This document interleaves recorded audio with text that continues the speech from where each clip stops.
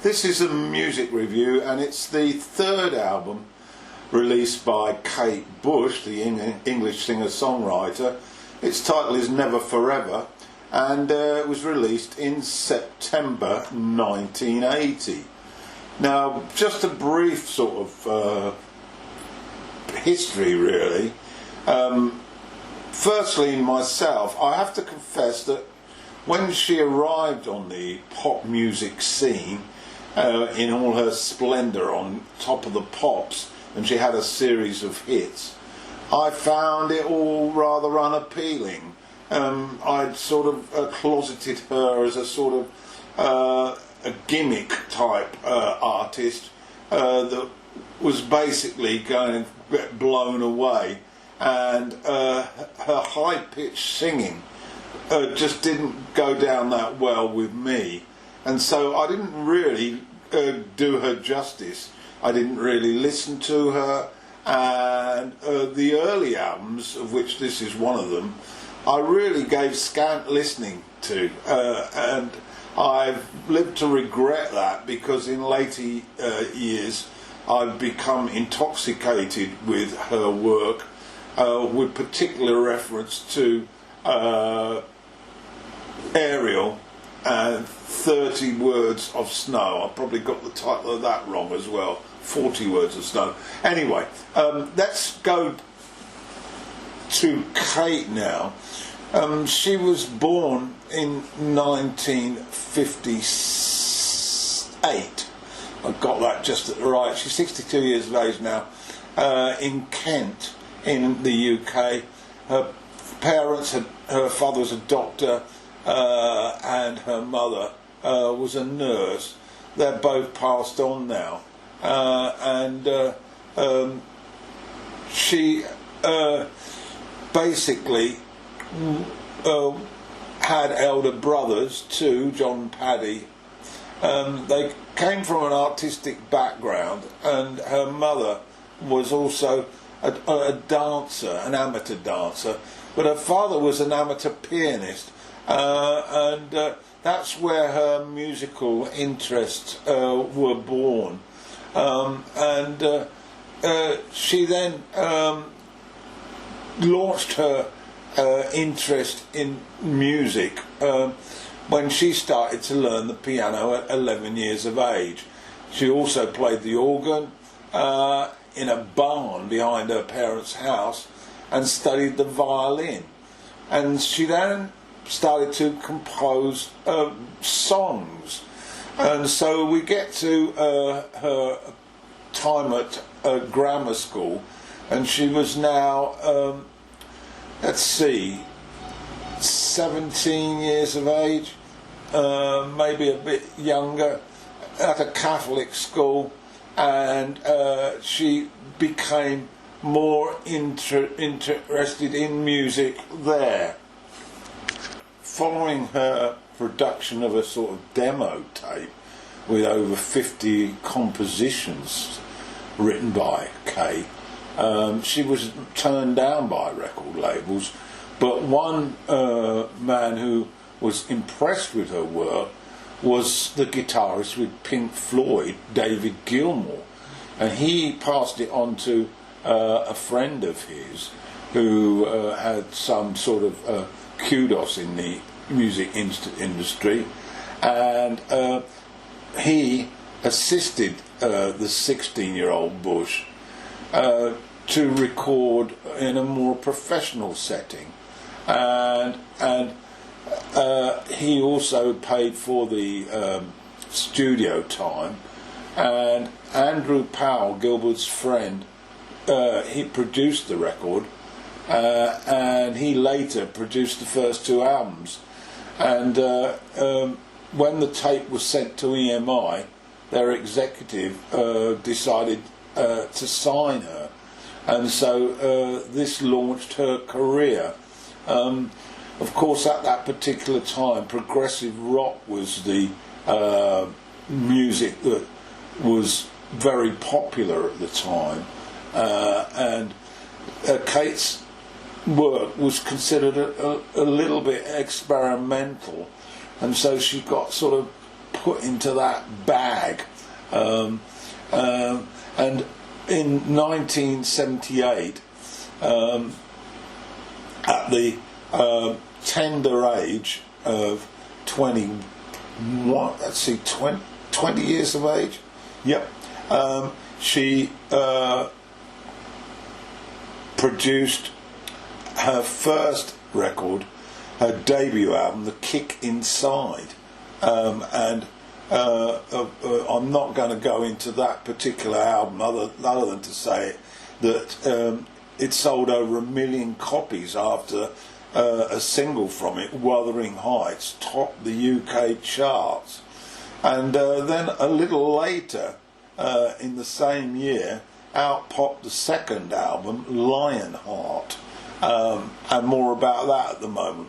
But the album I want to look at is the third album, and I only, to be perfectly frank, I only listened to this for the very first time a matter of months ago, the 1980 Never Forever.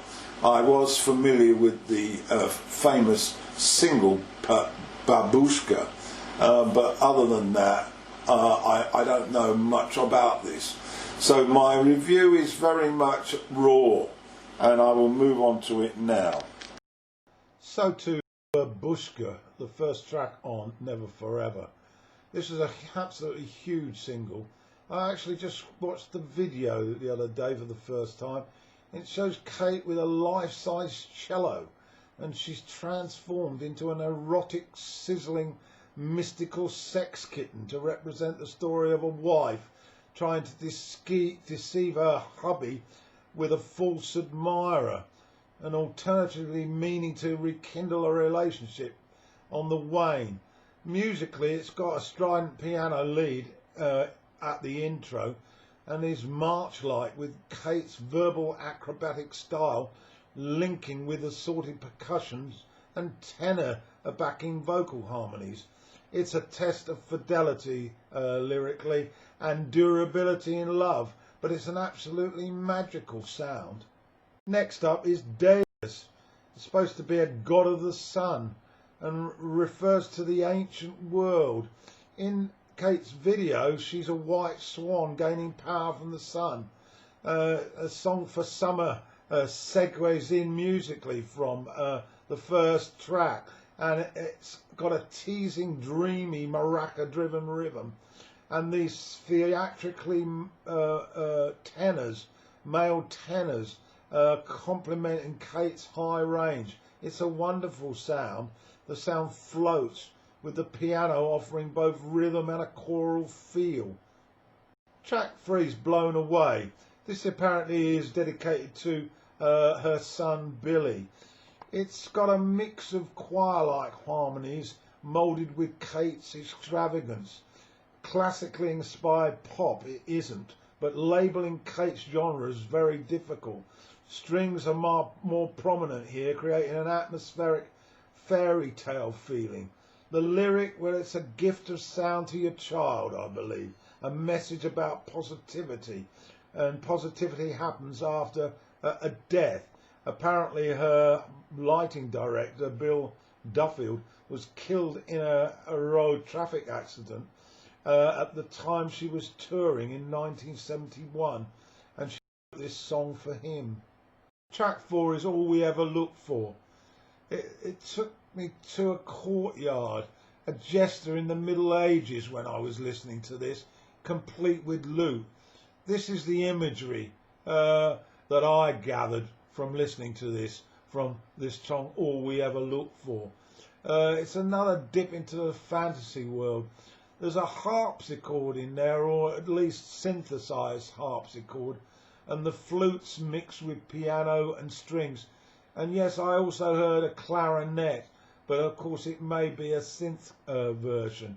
The arrangements are wonderful, very English, and lots of sound effects, doors opening, persons walking, children's storytelling.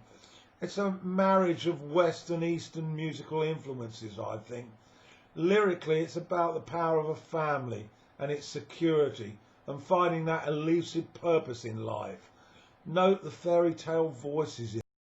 Okay, track 5's Egypt. There's a conglomeration of sounds with Kate at the helm. She's a bit like a conductor.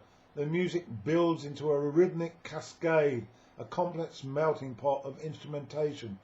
Jazz enthusiast note Max Middleton is on Mini Moog analog synthesizer on this track, and I remember him on Beck's Blow by Blow 5 years earlier. Lyrically, it's about the love of travelling to an ancient land. Kate remarked about the song as people see only what they want to see, seeing the sun but not the pollution, the Taj Mahal and not Cairo's homeless. Kate's fairy tale vocals trickle from the track. There's a reference to a psaltery featured, and I found out that that's a small harp. Musically, it's in the same prog rap family as Yes and Genesis, although to a much lesser degree. It's much mellower than them. So into side 2 then, the wedding list. It skips in march-like, bit mischievous with jaunty vocals that segues into a dreamy phase before recycling the early beat, which has a punch to it. But it's in strings and it's got a musical soar in there. It's a wedding march, god damn it.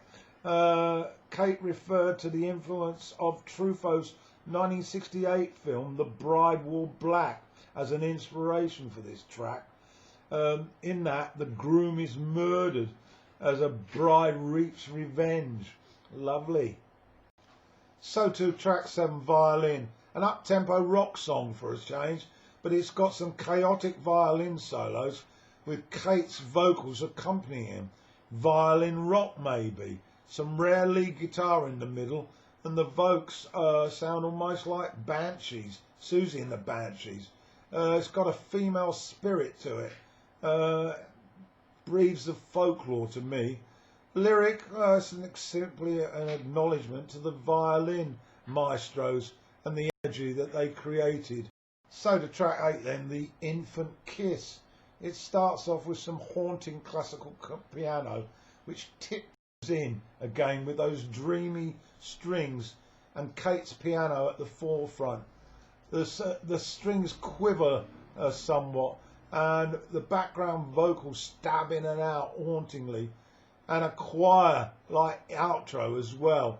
On Kate's website, I can thoroughly recommend, it's called Kate Bush Encyclopedia. She interprets all of her songs, and here she says she was inspired by the movie The Innocents, which is a tale about a governess who is torn between the man and the child in the same body. Wouldn't you imagine it?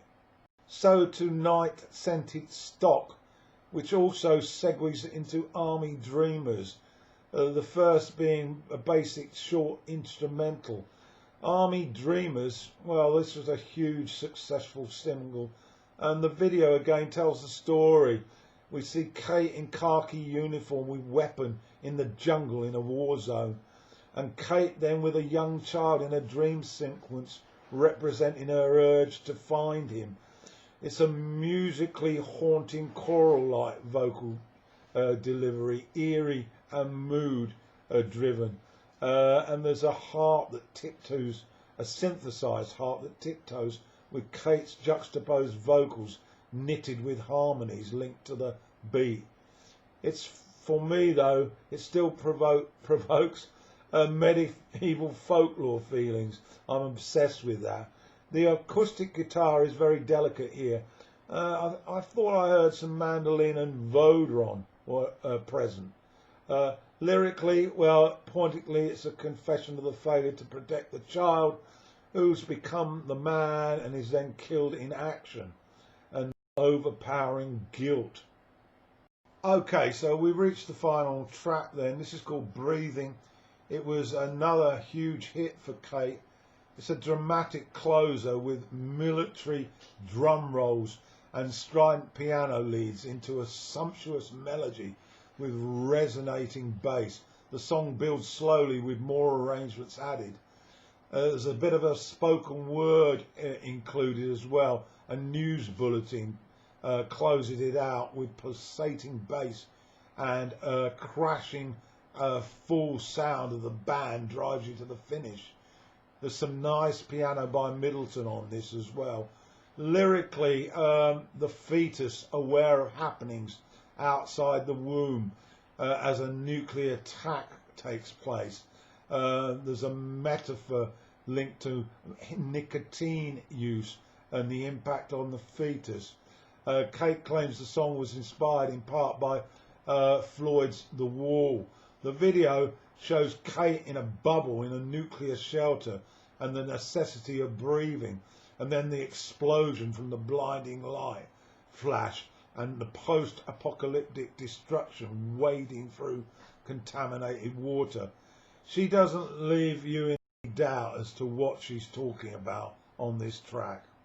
So to summarise this then, this was the first Kate Bush album which I've really analysed thoroughly and researched into the interpretations. It's been a very rewarding process. It's been increased my understanding and appreciation of the artist. And this is a fascinating piece of work put together by an artist who absolutely needs to have passion to do her work. May have something to do with the long gaps between her early work and Ariel, although she was, to be fair, committed to bringing up a family. Repeated listens are absolutely essential to maximise enjoyment on this, and I hope you thoroughly enjoy seeking it out. It's called Never Forever. It was released in 1980 and it's by Kate Bush.